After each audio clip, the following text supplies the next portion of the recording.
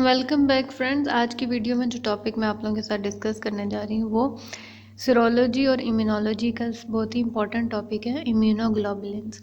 इस लेक्चर में हम इम्यूनोग्लोबुलिन्स के बारे में डिस्कस करेंगे। इम्यूनोग्लोबुलिन्स का स्ट्रक्चर कैसा होता है, कितनी टाइप्स ऑफ इम्यूनोग्लोबुलिन्स हमारी बॉडी में मौजूद हैं और उनके फंक्शन क्या हैं, ये तमाम इस वीडियो में डिस्कस किए जाएंगे।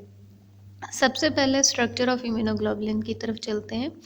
इम्यूनोग्लोबुलिन्स का दूसरा नाम जो है वो एंटीबॉडीज़ भी है और इम्यूनोग्लोबुलिन्स को हम गैमा ग्लोबुलिन भी बोलते हैं। अगर आप वर्ड ग्लोबुलिन पे गौर करें तो इससे हमें पता चल जाता है कि इम्यूनोग्लोबुलिन्स की नेचर जो है वो प्रोटीन होती है, यानी कि ये प्रोटीन की बनी होती हैं। जैसे कि आपको पता है प्रोटीन की 3 टाइप्स हैं, एल्बुमिन, फाइब्रिनोजन और ग्लोबुलिन। तो इम्यूनोग्लोबुलिन जो है ये ग्लोबुलिन टाइप ऑफ प्रोटीन है और ग्लोबुलिन में भी कौन सी प्रोटीन है, गैमा ग्लोबुलिन्स। तो गैमा ग्लोबुलिन्स का दूसरा नाम एंटीबॉडीज़ या फिर इम्यूनोग्लोबुलिन्स होता है। ये प्रोड्यूस कहाँ से होती हैं? ये प्रोड्यूस होती हैं प्लाज्मा सेल्स से, जिन्हें हम बी सेल्स बोलते हैं। और बी सेल्स क्या कहाँ से प्रोड्यूस होते हैं? वाइट ब्लड सेल के टाइप ऑफ लिम्फोसाइट से। तो और ये प्रेजेंट कहाँ होती है? इम्यूनोग्लोबुलिन प्रेजेंट होती हैं हमारे प्लाज्मा पार्ट ऑफ ब्लड में और ये बहुत ही इंपॉर्टेंट रोल हमारी बॉडी के अंदर परफॉर्म करती हैं। अब हम देखेंगे स्ट्रक्चर ऑफ इम्यूनोग्लोबुलिन।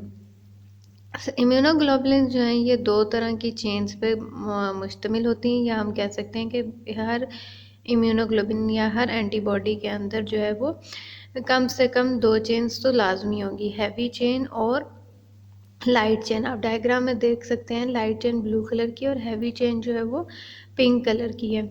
अब जो है लाइट चेन जो है वो हर इम्यूनोग्लोबुलिन के अंदर सेम होगी, यानी कि हर टाइप ऑफ इम्यूनोग्लोबुलिन की लाइट चेन जो है उसका स्ट्रक्चर सेम होगा, जबकि जो हैवी चेन है उसके अंदर 3 कांस्टेंट रीजन होंगे और एक जो है वो वेरिएबल रीजन होगा।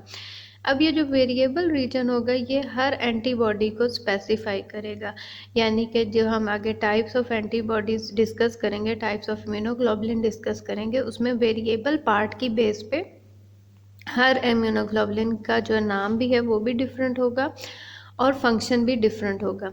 अब ये जो पार्ट है वेरिएबल पार्ट, और ये जो एरो इंडिकेट कर रहा है, इधर जो है वो एंटीजन को कैच करते हैं या ट्रैप करते हैं, हम बोल सकते हैं। अब ये जो हैवी चेन और लाइट चेन है ये आपस में कनेक्टेड किस तरह होती हैं? ये आपस में डाइसल्फाइड बॉन्ड के थ्रू जो है कनेक्टेड होती हैं। अब देखते हैं कि टाइप्स ऑफ इम्यूनोग्लोबुलिन्स क्या हैं। ये देखें, ये डाइसल्फाइड बॉन्ड को शो कर रहा है। हमारी बॉडी के अंदर 5 टाइप्स ऑफ इम्यूनोग्लोबुलिन मौजूद होती हैं। Immunoglobulin G, immunoglobulin A, immunoglobulin M, immunoglobulin E, immunoglobulin D. अब ये जो वर्ड है ना GAMED, इसको आप याद रख लें तो आपको याद हो जाएगा गेम्ड। गेम्ड वर्ड से आपको टाइप्स ऑफ इम्यूनोग्लोबुलिन जो है ये याद हो जाएंगे। एक तरह से आप इसको एज अ मैन्यूमोनिक्स भी याद कर सकते हैं कि गेम्ड जो है वो गेम्ड से आप टाइप्स ऑफ इम्यूनोग्लोबुलिन याद रख सकते हैं। अब इसी सीक्वेंस से हम एक एक करके डिस्कस करेंगे। सबसे पहले इम्यूनोग्लोबुलिन जी, जिसे हम IgG बोलते हैं। इम्यूनोग्लोबुलिन जी का से जो इसकी हैवी चेन है उसमें जो वेरिएबल पार्ट होगा वो किस चीज़ का होगा? वो होगा गैमा टाइप। उसकी वजह से इसका नाम जो है वो इम्यूनोग्लोबुलिन जी है। ये सबसे ज़्यादा टाइप ऑफ एंटीबॉडी है जो हमारी बॉडी के अंदर प्रोड्यूस होती है, यानी कि तकरीबन 80% ऑफ एंटीबॉडीज़ या 80% ऑफ इम्यूनोग्लोबुलिन जो हमारी बॉडी के अंदर मौजूद हैं वो IgG हैं। ये सबसे स्मॉलर साइज़ होती है इसलिए, और सिंगल यूनिट होती है। इसे हम जो है सिंगल वाई शेप्ड कह सकते हैं, सिंगल मोनोमर कह सकते हैं, वाई शेप्ड मोनोमर बोल सकते हैं। इसका मॉलिक्यूलर वेट जो होता है वो होता है 150,000 kDa। तो ये स्मॉल साइज़ होती है जिसकी वजह से जो है ये ब्लड वेसल्स और प्लेसेंटा को इजीली क्रॉस कर सकती है। ये बहुत ही इंपॉर्टेंट MCQs क्वेश्चन भी अक्सर ही पूछा जाता है कि कौन सी टाइप ऑफ एंटीबॉडी या कौन सी टाइप ऑफ इम्यूनोग्लोबुलिन जो है वो प्लेसेंटा क्रॉस कर सकती है, तो आपको उसका आंसर पता होना चाहिए कि IgG है। IgG जो है मेनली हमारी बॉडी के अंदर ह्यूमरल इम्यूनिटी के लिए रिस्पॉन्सिबल होती है और इसका जो मैकेनिज़्म ऑफ एक्शन है कि किस तरीके से ये अपना काम करती है, वो है complement mediated destruction of the foreign cells. Next जो है वो है इम्यूनोग्लोबुलिन ए। अब इम्यूनोग्लोबुलिन ए जो है, इसका जो हैवी चेन के अंदर वेरिएबल पार्ट है वो किस टाइप का होगा, वो होगा अल्फा टाइप। उसकी बेस पे इसका नाम जो है वो इम्यूनोग्लोबुलिन ए है। अब ये डायग्राम में आप देख सकते हैं, या तो ये सिंगल यूनिट मोनोमर के तौर पे भी एग्जिस्ट करती है और कई दफ़ा ये डाइमर यानी कि 2 यूनिट्स ऑफ एंटीबॉडीज जो हैं वो अटैच होंगी।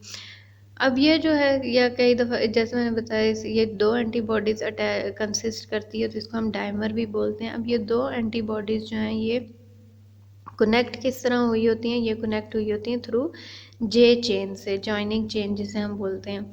इसका मॉलिक्यूलर वेट जो है वो 1,60,000 kDa है और ये हमारी बॉडी में मेनली सक्रीशंस के अंदर प्रोड्यूस होती है, जैसे कि सलाइवा, टीयर, स्वेटिंग। इन तमाम सक्रीशंस के अंदर जो है कौन सी एंटीबॉडी मौजूद होती है, वो होती है इम्यूनोग्लोबुलिन ए।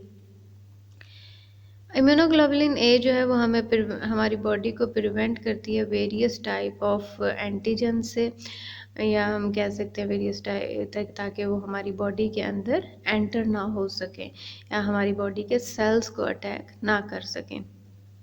नेक्स्ट जो है वो है इम्यूनोग्लोबुलिन एम। जैसे कि आप देख सकते हैं इम्यूनोग्लोबुलिन एम जो है, इसमें 5 एंटीबॉडीज़ मौजूद होती हैं जो कि जे चेन के थ्रू कनेक्टेड होती हैं और इसका हैवी पार्ट जो है वो म्यू टाइप कंटेन करता है।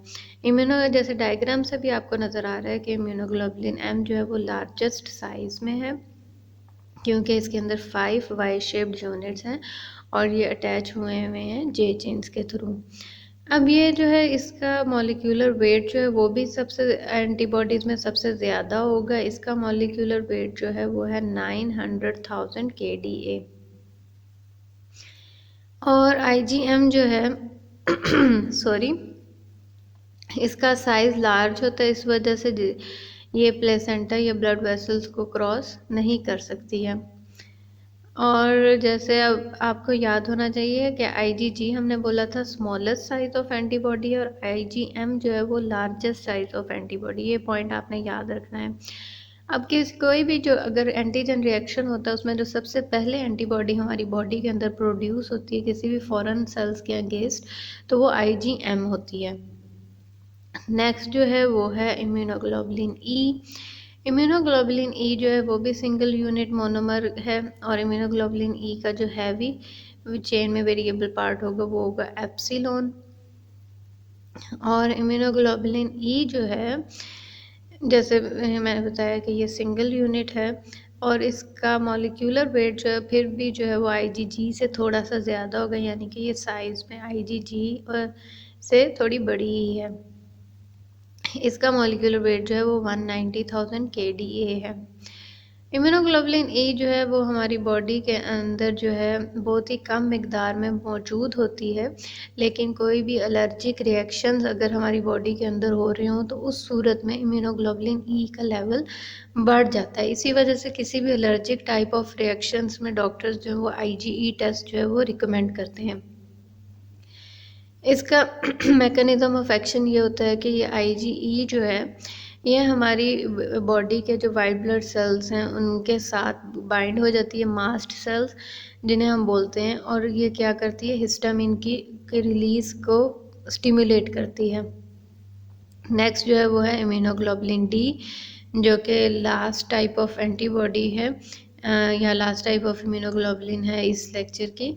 ये भी सिंगल यूनिट मोनोमर है और इसकी जो हैवी चेन में वेरिएबल पार्ट है उसका नाम डेल्टा है, इसकी वजह से इसको हम इम्यूनोग्लोबुलिन डी बोलते हैं। इसका जो मॉलिक्यूलर वेट है वो है 180,000 kDa।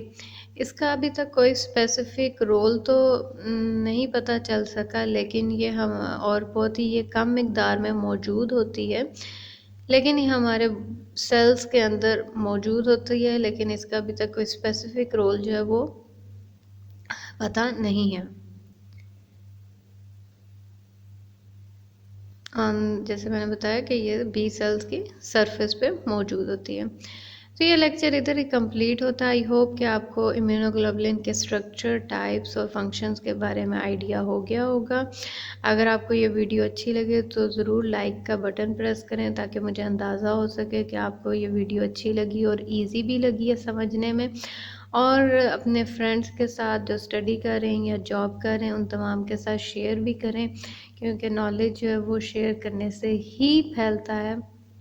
और कमेंट्स में ज़रूर बताएं अगर कोई और टॉपिक आप स्टडी करना चाहते हैं, तो मैं ज़रूर ट्राई करूँगी कि जितना इजी हो सके उतना इजी तरीके से मैं आप लोगों के साथ जो है वो उस लेक्चर को शेयर कर सकूँ। फिर मिलेंगे एक नए वीडियो के साथ, तब तक अपना ख्याल रखिए। Thank you so much.